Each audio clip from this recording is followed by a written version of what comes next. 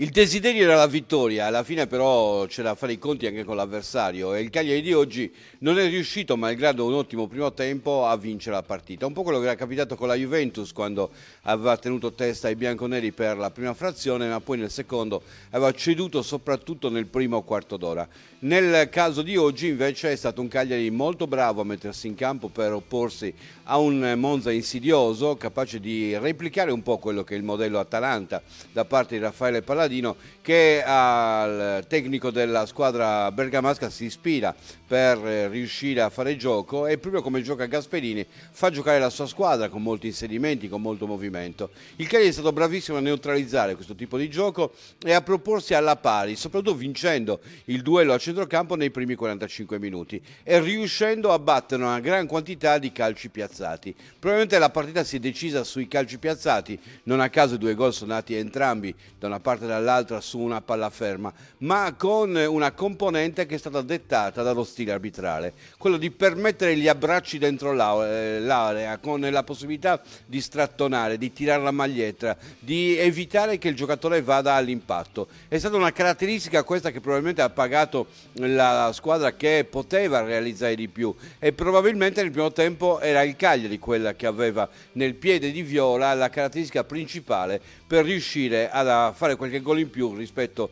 al solo che ha messo a segno. È anche vero che nella ripresa però la squadra brianzola ha colto due pali quasi occasionali su deviazioni quasi non volute, ma intanto portando delle minacce e conquistando soprattutto il centrocampo, e quindi dicendo di avere un dominio del gioco, anche se poi le occasioni vere della partita non sono mai nate su uno sviluppo di azione, se non quella finale avuta dal Cagliari con la sgroppata di Arsi a sinistra, il velo di Pavoletti e la girata di Lapadula che purtroppo è risultata alta. Insomma, nell'economia della partita c'è un dato: il punticino non ci accontenta perché avevamo sognato la vittoria, ma ci siamo confrontati con una squadra che sta costruendo una vera e propria identità e noi non siamo stati da meno. Quindi in quel processo di crescita che abbiamo annunciato, che abbiamo visto nelle settimane scorse, in quel numero di punti che abbiamo ottenuto nelle ultime settimane, c'è proprio il segnale positivo, quello di andare verso l'alto e non di andare verso il basso.